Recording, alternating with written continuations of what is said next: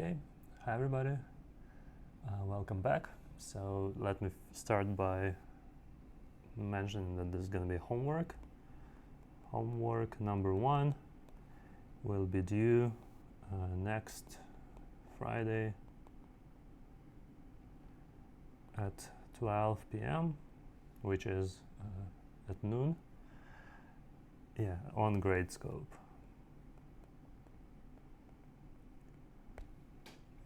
So far it's not online. It's going to be online.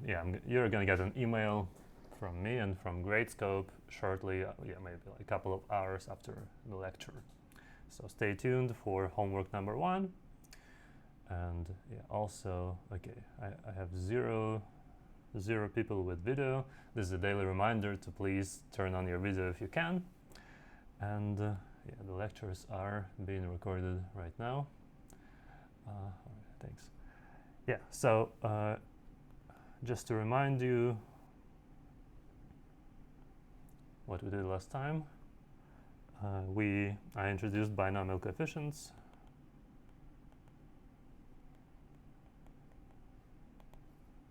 And choose k, which is just you can define it, it's the number of k element subsets of bracket n, and the actual number is given by this factorials formula. And there's also this binomial theorem, which tells you how to expand x plus y to the n in terms of monomials in x and y.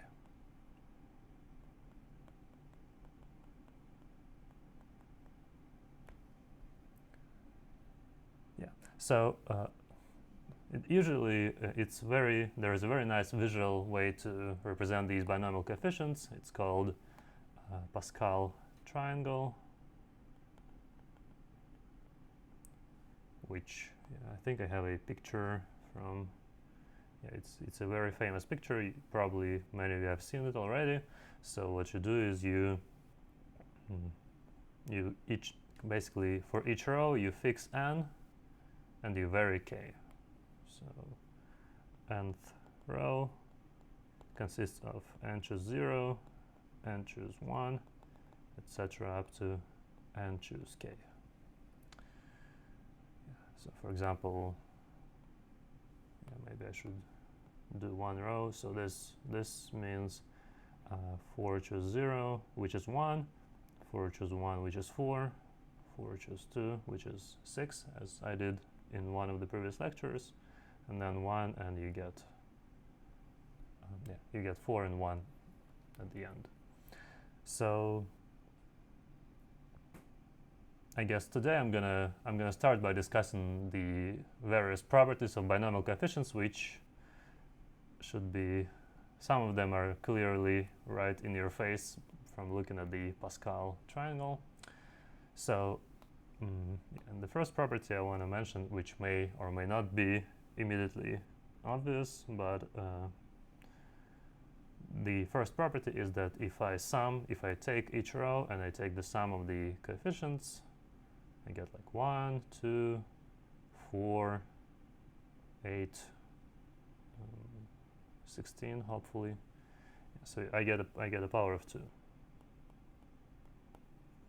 2 to the n is equal to the sum over k from 0 to n of n choose k. Which, if you use the formula, with the factorials, then this identity here is completely non-obvious. But can anybody write down in the chat or say what's the proof of this result?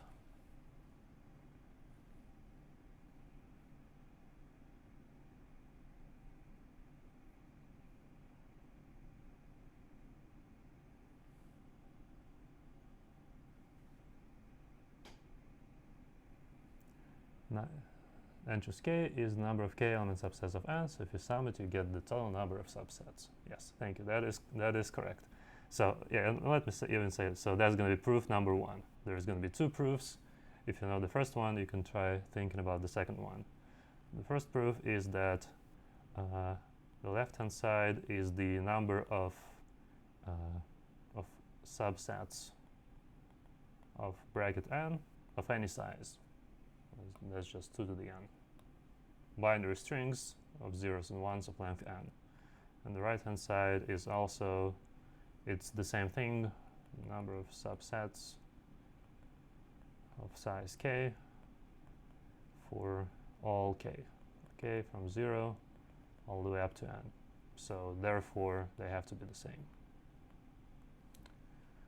Okay, that's one proof. Can anybody come up with another proof, which is sort of, not combinatorial, but kind of computational in a sense?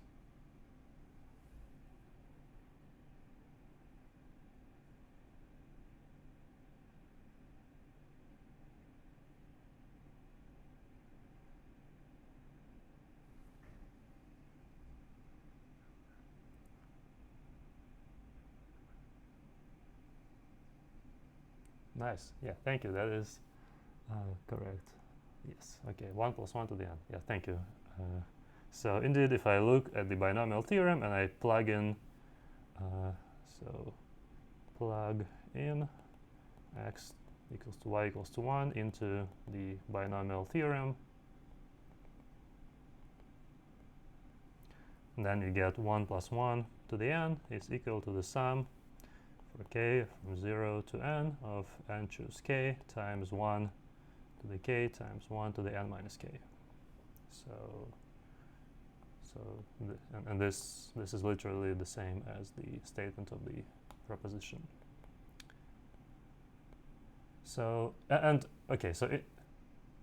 spoiler alert, in the homework you're gonna have some problems which kind of look like this. There is both sides, which look kind of combinatorial but more complicated than this. And so the game is to kind of figure out a way whether you want to find a combinatorial interpretation of both sides, or whether you want to use some formulas and the binomial theorem. So in general, there's the trick is to pick the correct method.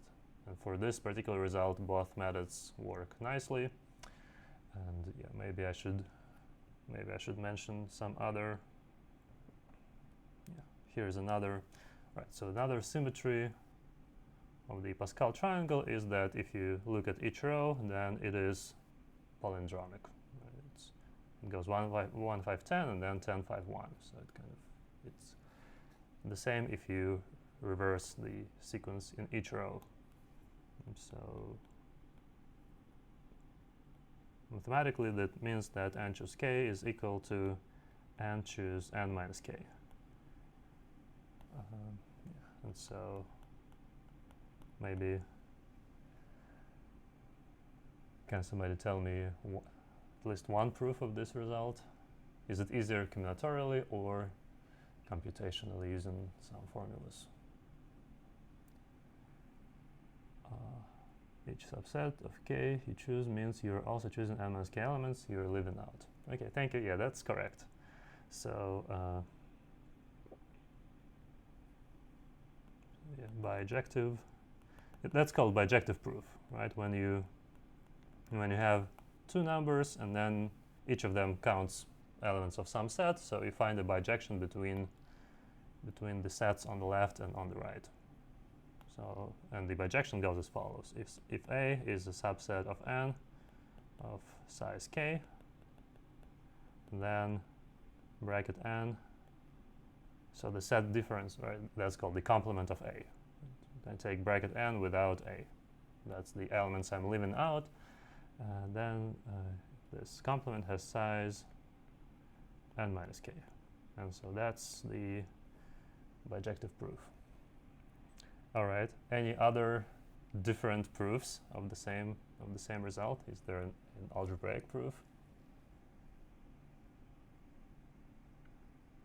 Okay, thank you. Yeah, that is also. Yeah, that's great. We're going very fast. So algebraic proof is that n choose k is given by n factorial over k factorial n minus k factorial, and n choose n minus k is the same thing, except that I swap the terms in the denominator. All right. So okay, which one do you want to do? Yeah, let's do one more, which is slightly less trivial. So let me show you the Pascal triangle again. So what I'm gonna do now is in each row I'm gonna consider every second integer. So I want to consider sets of odd size and sets of even size. Maybe let me circle all even-sized subsets.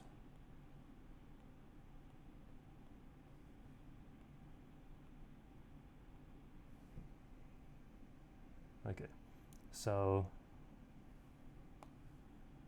here's the claim. The claim is that in each row, the sum of the circled numbers should be equal to the sum of uncircled numbers. So 1 plus 6 plus 1 is equal to 8, and 4 plus 4 is also equal to 8.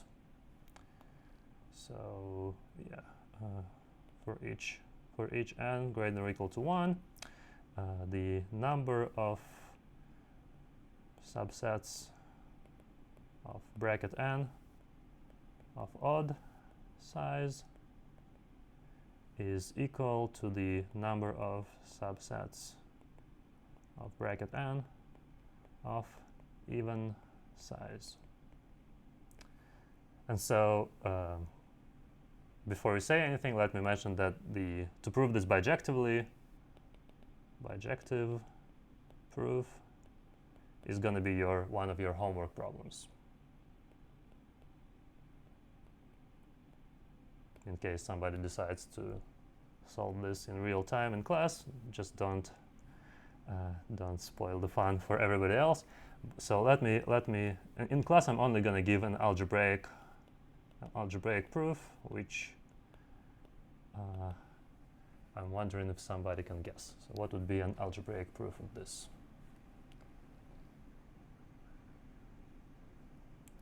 Okay, go ahead. Okay, so you want to use the triangle, or oh, okay, yeah, that's actually yeah. I mean, we're going to discuss this later. So for now, I'm not even sure if you can actually do this. Yeah, I mean that's interesting, but let's discuss it after we discuss the Pascal's identity. Yeah, that's going to be later today. Yeah, but that's a good idea. But yeah, what I want right now is just completely algebraic, one-liner proof of this fact. Oh, nice. 1 minus 1 to the n. Okay, thank you. So yeah, that is true. By the binomial. So what I'm going to do is I'm going to plug in x to be equal to 1 and y to be negative 1 into the binomial theorem. And what I get is 1 minus 1 to the n is equal to the sum of over k from 0 to n, and choose k times, well, x is, well, yeah, maybe I should do x to be negative 1 and y to be plus 1. So you get negative 1 plus 1, and then negative 1 to the k, 1 to the n minus k. And yeah, so on the left-hand side, you have 0. On the right-hand side, you have an alternating sum of these odd and even binomial coefficients with alternating signs, which is exactly right. So you get like plus 1 minus 5 plus 10 minus 10 plus 5 minus 1. And so you get 0 by the binomial theorem. Okay, so yeah, great work. And yeah, as I mentioned, bijective proof is slightly trickier. So that's a good problem for the homework. Yeah. So, and then let me mention one more nice interpretation of binomial coefficients, which is pretty useful a lot of the time, and it's also So it's useful both ways. It's in terms of lattice paths. So lattice path interpretation. Yeah, so what I'm going to do is I'm going to consider the following problem. Let's say you have two points in the plane. You have, let's say, maybe 0, 0, and also you have another point m, comma k. So you want to consider all lattice paths that start at 0, 0. So you're allowed to either go one step north or one step east, and you need to arrive at m, comma k. So that's like the New York City problem with one-way streets. So the question is, how many such lattice paths are there? The question is, how many lattice paths from 0, 0 to m, comma k? M plus k, choose m. Okay, yeah, that's true. And why is, and the answer is m plus k, choose m. Or maybe also choose k. Yeah, whatever. Because I'm going to denote this by this thing by n. So it's going to be n choose k. Yeah, anyways, m plus k choose k is correct. And what would be the proof of that result?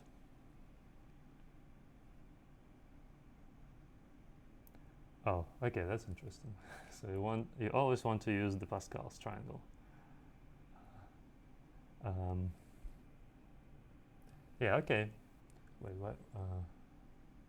You have m right movements and k up movements. Okay, that's also, you have to move m plus k times, and out of that, m are right. Yeah, okay, that is, thank you. Yeah, that's what I was hoping to hear.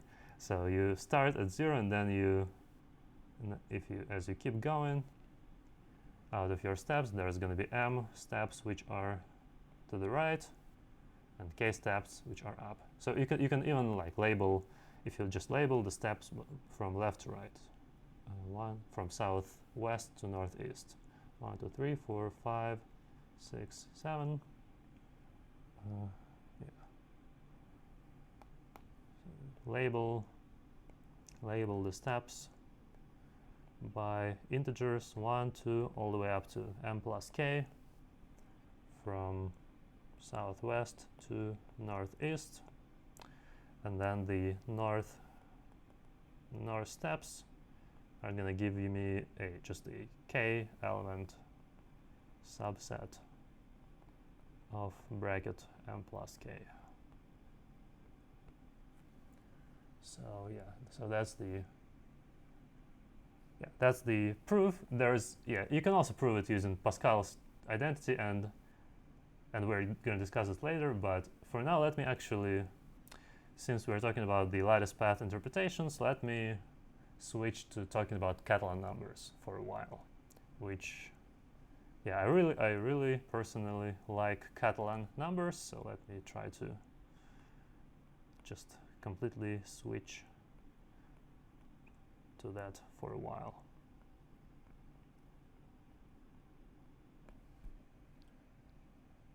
As I think many of you have heard of Catalan numbers, but still, yeah, there's a lot of things you can say about Catalan numbers. I could give the whole like topics class on Catalan numbers. To this day, there's a lot of deep conjectures and questions about some kind of generalizations of Catalan numbers. So, but the actual Catalan numbers are pretty old and pretty classical, I guess. So here is one possible definition. The nth Catalan number c sub n is, so what I'm going to do is I'm going to take the same sort of paths from, so I'm going to take basically paths from 0, 0 to n, comma n. So there's going to be like a square, and I'm going to consider paths inside the square, is a northeast lattice path inside, well, just from 0, 0 to n comma n, which stays above the main diagonal, so the line x equals to y, which is this line over here.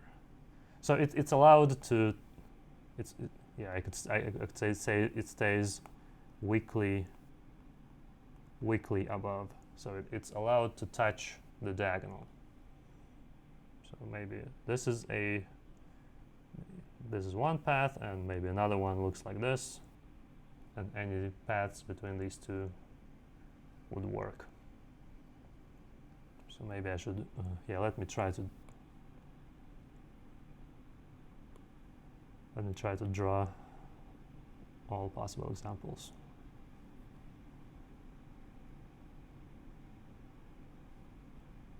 Because we're going to count them in a minute, and so it's going to help to know how many.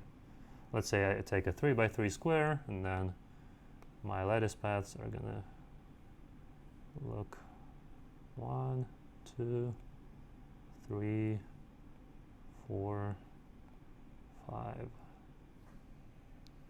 So I get C3 is equal to 5. 3 is the size of you have an n by n square. So okay, that's good. And by the way, there is a name for paths like this. So northeast lattice path from 0, 0 to n, which stays above this main diagonal. Such paths are called. So they have a name, which is Dick paths.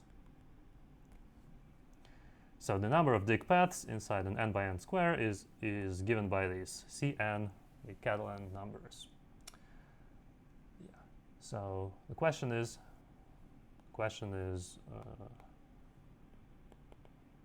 what is a formula for Cn? Previously, like for binomial coefficients and everything else, we used some simple principles like the division principle or stuff like that. But for Catalan numbers, that's actually, unless you already know the answer, it's pretty tricky to figure out on the spot. But so there is a nice formula, which is that, I guess that's even a theorem, is that C sub n is equal to 1 over n plus 1 times 2n choose n. So in other words, 2n choose n is just the number of all lattice paths from 0, 0 to n comma n. Just all of them. Doesn't matter whether they are above or below the diagonal. And then to get Catalan numbers, you just divide by n plus 1. So for example, when n is equal to 3, then C sub n is going to, according to this formula, it's equal to 1 over 4 times 6 choose 3. And what is 6 choose 3? Well, let's compute. It's 6 factorial, or 5, 6, divided by 1 times 2 times 3 times divided by 3 factorial and 3 factorial. So yeah, 1 to 3 cancels out, and another 1 to 3 is equal to 6. So you get 20 over 4, which is 5.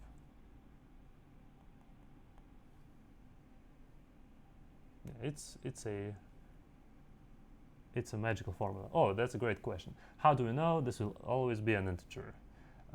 Well, right. The answer is that's part of the magic. A priori, this does not look like an integer. Just like even if you forget about this denominator, already binomial coefficients, just if you look at the formula, you don't always know that it's an integer. But since they count k-element subsets, then you get integers. And similarly, because this formula counts dig paths, it must be an integer. But yeah, it's a tricky exercise to prove that additionally, not only is binomial coefficients an integer, but it's also divisible by n plus 1. But it happens to be divisible. So yeah, yeah, the proof there are some proofs which kind of show this bijectively. So there's a certain rotation procedure which kind of rotates all these possible paths, and it kind of shows that the probability that a given lattice path is a dig path is exactly 1 over n plus 1. But yeah, I'm not going to give that proof, even though, yeah, you can read it on Wikipedia. There is like 5 proofs on Wikipedia, and one of them is that's called the cycle lemma. But what I'm going to do is another pretty nice proof, which is, so the proof is going to be using the reflection method. That's kind of the general name of what we're going to do. And yeah, so the idea is first of all to use the subtraction principle. So as you remember, subtraction principle tells you that if one set A contains another set B, then the cardinality of A is gonna, well, the cardinality of B is gonna be, the cardinality of A minus B is gonna be equal to the cardinality of A minus the cardinality of B. So we have to choose A and B in a clever way such that the sizes of A and B are easy to compute, but the difference is given by the Catalan number. So what I'm going to do is I'm going to say A is going to be the set of all northwest, northeast lattice paths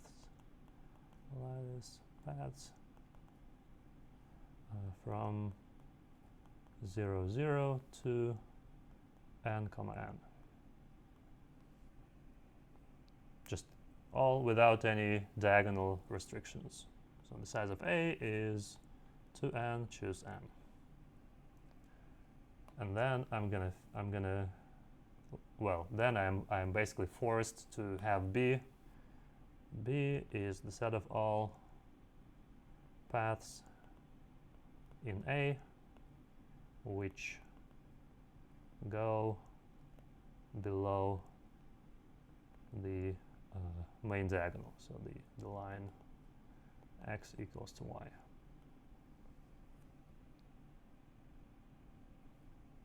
Right, and of course the game here is to count the paths of B in B. That's the tricky part. So you have your n by n square, and then you're wondering, okay, here's my diagonal.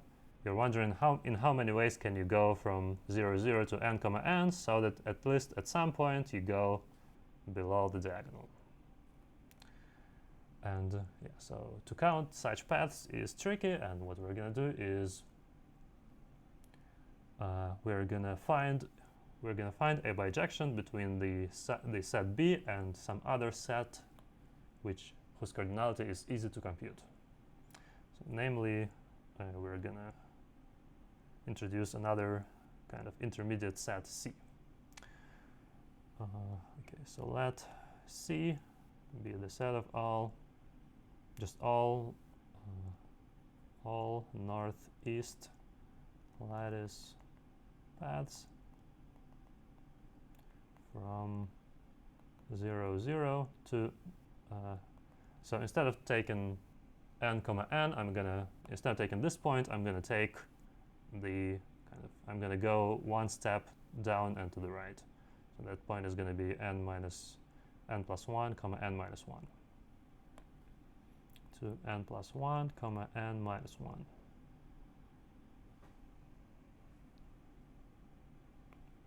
So that's the n plus 1 comma n minus 1, and that's 0, 0. And C is just all lattice paths that that go either north or east but terminate at this point. And so the claim that I'm gonna prove is that the size of B is going to be equal to the size of C, which is, the size of C is easy to compute, right? It's just, so you take, to go from here to here, you just take the binomial coefficient of 2n, choose n plus 1 or minus 1, doesn't matter. Yeah, maybe let's say minus 1. So how do I prove that the sets, by the way, are there any questions up to this point?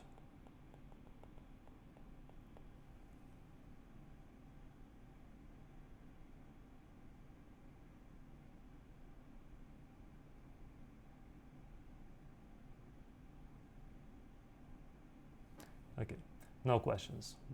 Then let me try to prove this. That's the reflection trick that I'm going to use.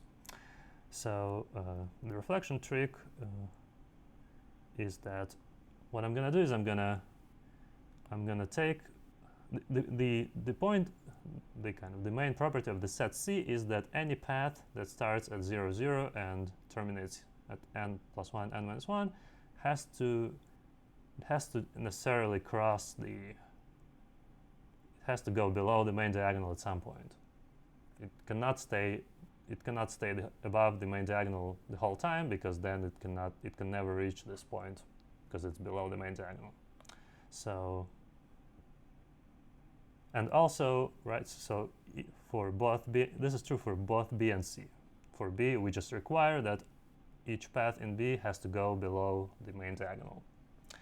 So the way I'm going to construct my bijection is that, let's say I take a path P in B, right? That's a bad path which goes. So let me try to draw a picture. I have my main diagonal, and then P kind of maybe stays above the diagonal, and then it goes below the main diagonal. So and because it's a lattice path, it has to, like, all points have to be lattice points, and so there's going to be, let me denote by Q. So let Q, or let Q be the first lattice point of P that is strictly below the main diagonal. So it has to, that is on the line y is equal to x minus 1 is that. Yeah, so here's the line y is equal to x, and then I want to consider the next, I want to shift it by 1 step down. So maybe, this is the line y equals to x minus 1. And so that point Q is well defined. For any path in B, there is a unique first point Q. And there could be many points, right? So P could go above and below, like, several times, but the first point is well defined. And then what I'm going to do is I'm going to reflect. Yes, I'm just going to reflect the part of P after. So I consider what happens to P after this point Q. Maybe it goes right, and then up, and then up, and then right, and then I just reflect it. So I switch. When I say reflect, I'm going to reflect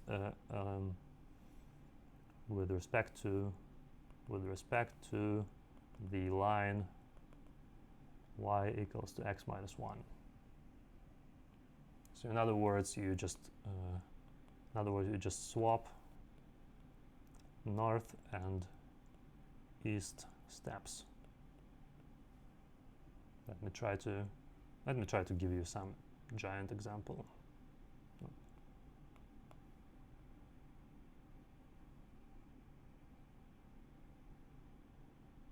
Okay, yeah, maybe that's too large. Yeah, not gonna work. Okay, let's do 1, 2, 3, 4, 5 times 1, 2, 3, 4, 5. Okay, and then maybe my path P first goes up, then down, down, down, and maybe up, up, up. Yeah, maybe something like this. So I have my main diagonal, and then I also have the line y equals to x minus 1. And that red thing is my path B. So, okay, now I find the first point Q. It's over here. The first point of intersection with the y equals to x minus 1 line. And then I'm going to reflect.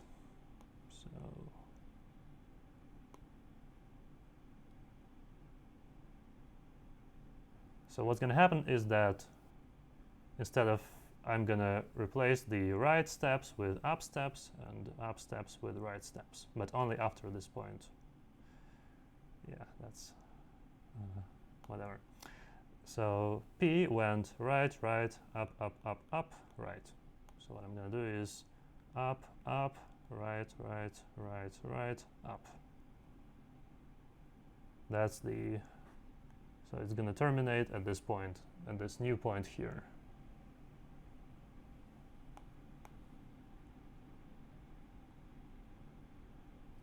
Is it clear what I'm doing? All right. So, the claim is that after reflecting, the new path, it's still going to be a lattice path, but it's going to terminate. It's going to terminate not at n, but at n plus 1, comma n minus 1. As you can see here, and the reason is very simple, right? So P terminates at n, comma n. But then when I reflect, this n, comma n point it gets reflected. So it becomes n plus 1, comma n minus 1. And that's the reason this claim is true. So, and another claim, which is also not hard to see, is that this procedure gives a bijection from B to C. So indeed, if I start with a path P, then I end up with a path that terminates at the correct point n plus 1, comma n minus 1. But first of all, you have to show that it's a bijection. So this operation has to be reversible. So I guess I can ask this as a question to you. How to find the how to reverse this procedure? How to find the inverse of this map?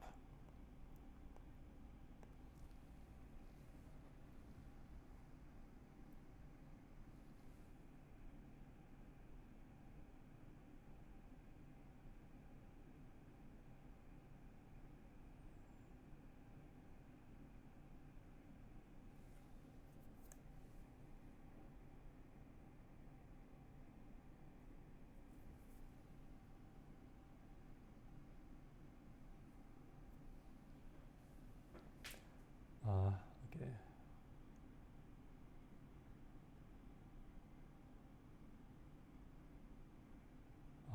All right, so the first idea is to invert the reflection. And okay, so and that's actually, so there's a subtlety here, right? Well, if you let's say I do not show you P and I only show you this new path, which is obtained from P by reflecting, then it still intersects kind of this line y equals to x minus 1. It may intersect this line at many points. So what you have to make sure is that given such a path, how do you recover q? Right? Because q was defined in terms of p. Q was the first point where p intersects this line y equals to x minus 1. Okay, wouldn't it still be the first one? Yeah, and that's true. So that's why we have to take the first one and not just an arbitrary one, right?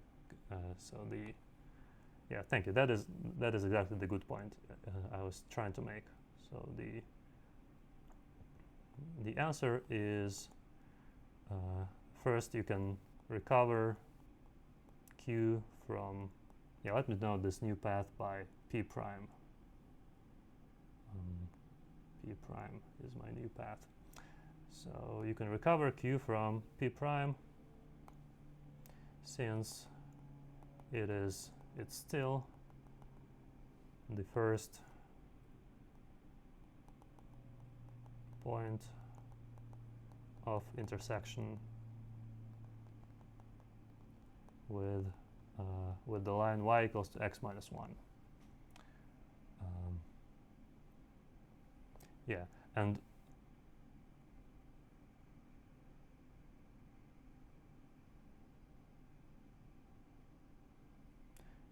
yeah, and so and then the second step is to just reflect back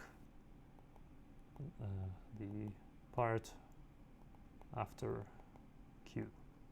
So if I give you p prime here, then you can uniquely recover p, and so that gives a bijection.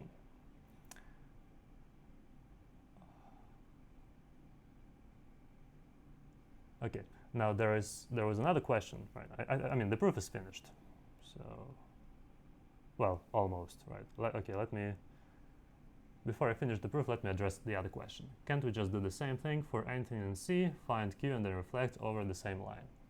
Right, and that's an interesting question. So what happens if instead of using the line y equals to x minus 1, I use the line y equals to x? Then maybe I should try an example. Let's say maybe I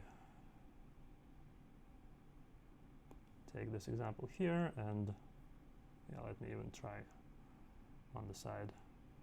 So okay, now let's say I look at the first path here. It touches the diagonal only at 0, 0 and n. So, oops, yeah, I have to shift this a little bit. Okay.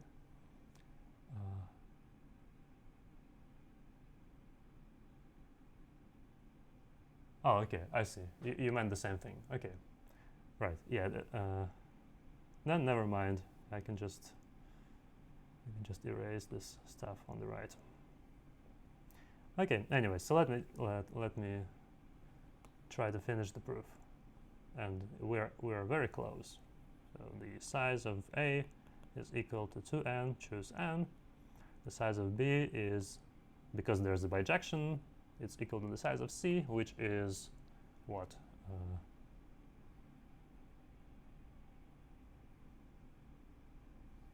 It's 2n. Choose n minus 1. 2n. Choose n minus 1.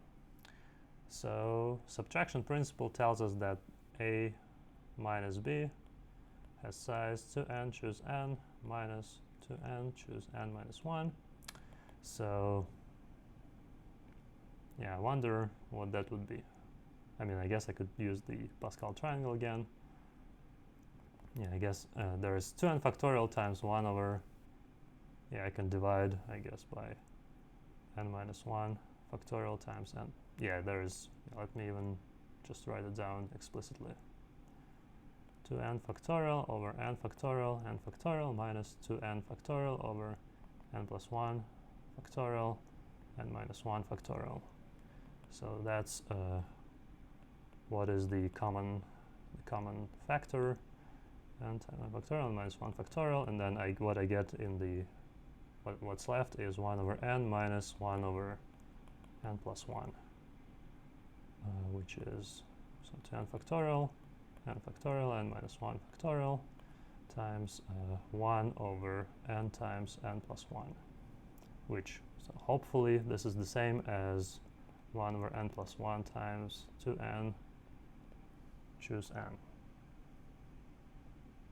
right?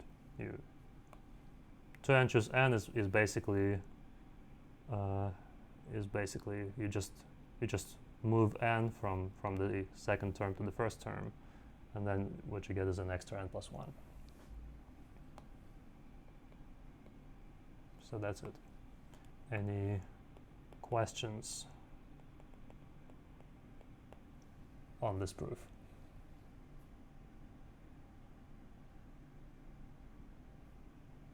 I'm trying to be completely rigorous, so there's, is there a way to apply division principle to get this result? Right, yes, there is such a way. It is more complicated, but there is,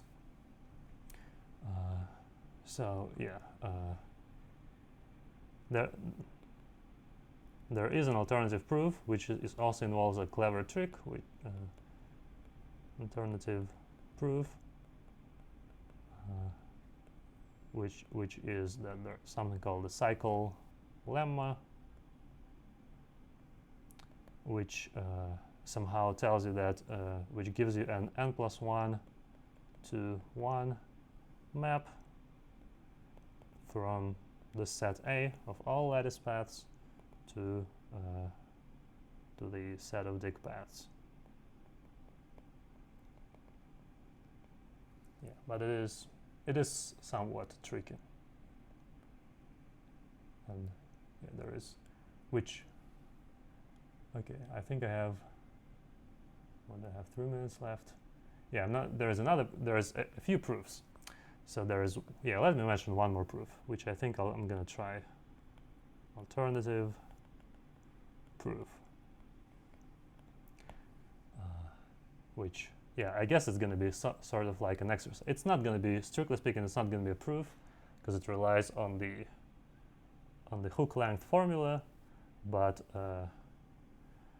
so what I claim is that the Catalan number C sub n counts also standard Young tableaus of shape inside a 2 by n rectangle. So if I choose a 2 by 3 rectangle,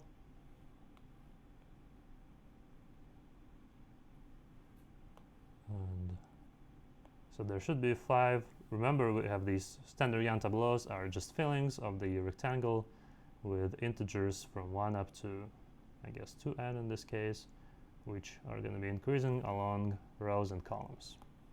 So 1, 2, 3, 4, 5, 6, or 1, 2, 3, 4, 5, 6, 1, 2, 3, 4, 5, 6, 1, 2, 3, 4, 5, 6, and 1, 2, 3, 4, 5, 6.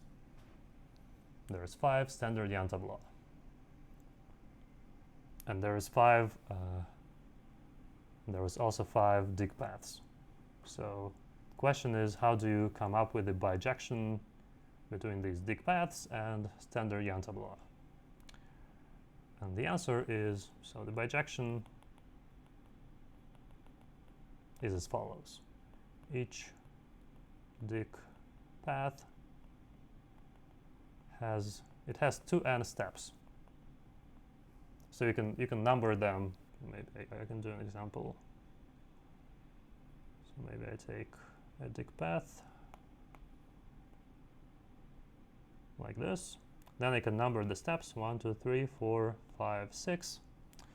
And then the construction is that I'm going to construct a Young tableau by putting I in the first row, in row 1, if it is a north step. Otherwise you put it in row 2 if it is an east step. So for example, here I want to construct a standard Young tableau.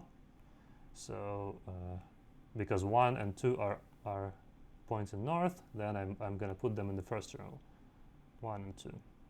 Then 3 and 4 are pointing east, so they go into the bottom row, and then 5 is in the top row, and 6 is in the bottom row. So, and you can recover, you can go back and forth, right? If you know for each I in which row it lies, then you can recover the dig path. So, but I mean, there is still a problem to show that whenever you start with a dig path, you get a valid standard Yann tableau, and similarly, if you start with a standard Yann tableau, then you get a dig path. So that's an exercise. This is indeed a bijection. But once you know that it's a bijection, then you can just count, because in the first lecture I told you a formula for the number of standard Yann tableau. So remember, I denote this by f. So f sub lambda is the number of standard Yann tableau of shape 2 times n, and it's basically given by the hook length formula. So what is the hook length formula? You take the number of boxes, which is 2n, right? The number of boxes is 2n. You take the number of boxes factorial, and then you divide by the product of the hooks. And what are the hooks? If you have a 2 by n box, then remember the hook of each box is just the size of the this kind of hook shape around based on this box. So the hook length are going to be 1, 2, 3 all the way up to n, and then 2, 3 all the way up to n plus 1. So the answer is going to be 2n factorial over n factorial. These are the hooks at the bottom, and then you get another n factorial on top plus an extra n plus 1. So there's another n factorial times n plus 1. So that's the, yeah, I guess I'm over time. So that's Cn. Anyway, yeah, I'm out of time. If you have any questions, let me know. Otherwise, oh, okay, there's no live lecture on Monday. As a reminder, you're gonna get an email with an extra pre-recorded lecture for Monday. And that's it. So thanks. Have a nice weekend, everybody. See you on Wednesday. Yeah? Not yet. I'm gonna do it in a couple of hours from now. Yeah. All right, thanks.